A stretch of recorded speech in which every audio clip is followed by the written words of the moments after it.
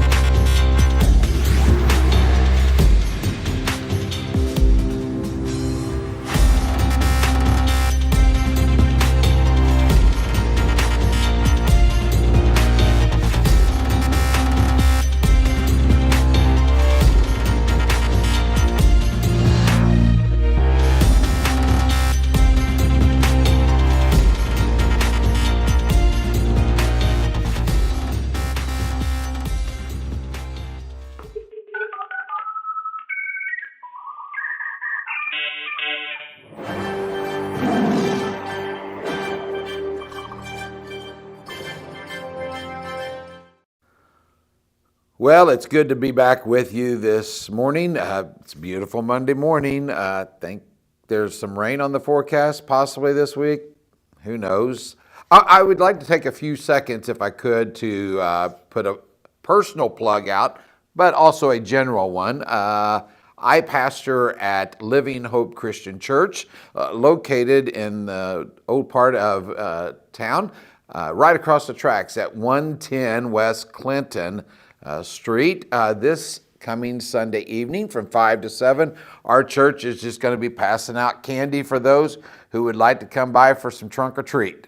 And so if you have some kids in the house that would like some candy, or maybe you would like some as adults, come on over, just stop by, visit for a little while. I also want to put a general plug out for any of the other churches or organizations in the area that are going to have some sort of Halloween party or fall festival of some sort, maybe another trunk or treat, maybe stop by one of those. Those are always good, safe environments to go and take your kids. And just a plug there, if you maybe know somebody that doesn't go to church, run them by one of those locations. That might be an easy way to ease them into getting to know some Christians. So I just wanted to put that plug in, and hopefully you'll have a wonderful week and a safe Halloween. Next Tuesday evening is when that will be. So maybe you have heard, we're going to transition now to why we meet together. Maybe you've heard from time to time somebody say, well, God's will in my life is this, or I'm trying to find God's will. Maybe you yourself have even struggled with, am I doing God's will? What is God's will in my life? Well, that is a long, lengthy, deep discussion. I'm going to try to share a few thoughts with you this morning. If I could, though, before I do that, I'd like to share a couple of humorous stories tied into that. Here's the first one. So there was this lady who had a lifetime ambition to go and visit the Holy Land. She received a pamphlet on the Holy Land tour, and she read it very carefully. She had the time to go, she had the money to make the trip, but she wasn't sure if it was God's will. So before she went to bed one night, she just read through the pamphlet again, and she noticed all in the details that the plan would be that they would be traveling on a 747 jumbo jet.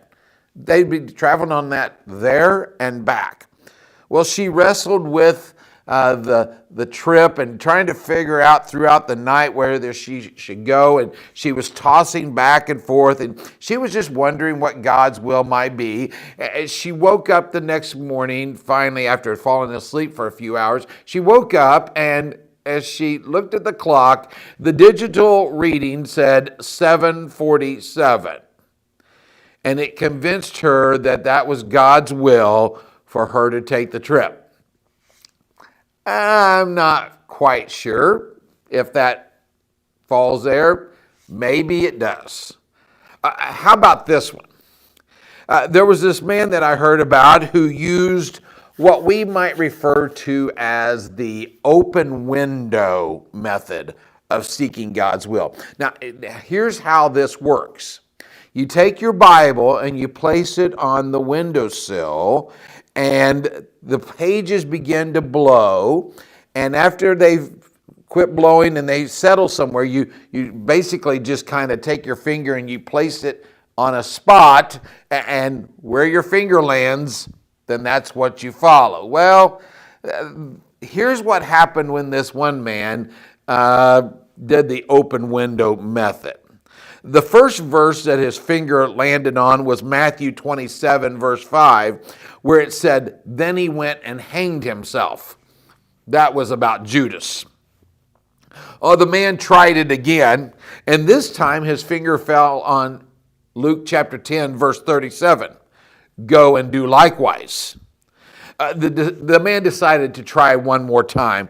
This time the wind blew and the pages fell on John's gospel. It landed in chapter 13, and the man's finger pointed to this verse 27. "What you are about to do, do quickly." All right, maybe a little bit of a joke there, but on the other hand, there are some that actually take that method, trying to find out what God's will is in their life. People will do very strange things, and they will involve themselves in some strange, weird rituals or practices to find out what God's will is. Now, the very truth is, knowing God's will is not always easy. It's even less when we are looking for it if through literal signs, or we feel that following a set of rules or regulations will reveal the answers. The truth is, submission to God and dependence on Him, I believe, are two of the main ways that we can find His will for our lives. I don't believe the knowing of God's will is the difficult task, though. The difficult task is doing it. Let me see if I can give you a list that Jesus shared with His disciples of some things that would be God's will. It's found in Luke chapter 6, verses 27 to 31. It says this, "But I tell you, those of you who hear me, love your enemies. Do good to those who hate you. Bless those who curse you. Pray for those who mistreat you. If someone strikes you on one cheek, turn to him the other also. If someone takes your cloak, do not stop him from taking your tunic. Give to everyone who asks you, and if anyone talks or takes what belongs to you, do not demand it back. Do to others as you would have them do to you." Wow. And that was probably just the introduction to a lesson that he was going to share. As Jesus is teaching these men, he will go on to tell them that they are not to judge, they're not to condemn, they are to forgive. I can imagine that the disciples, or at least some of them, were thinking in their hearts, "Are you kidding me, Jesus? This is not easy to do." And they're right. It wasn't then, and it isn't now. But it's not impossible. And you see, when we allow for God to transform our minds, we talked about that transformation and that renewing last week from Romans chapter 12. And we also allow for Him to renew our hearts and minds. Then we do not have a humanistic mindset. Instead, we have a God mindset. As we begin to wrap this up this morning, allow for me to share with you some words from the Apostle Paul when he was writing to a church located in a place called Colossae. Here are those words. "Since then you have been raised with Christ, set your hearts on things above, where Christ is seated at the right hand of God. Set your mind on things above, not on earthly things. What Paul was challenging of his readers to do is a challenge that I want to pass along to you for this week. That is this: strive to put heaven's priorities into daily practice. That would be God's will for your life. Concentrate on the eternal instead of the temporal.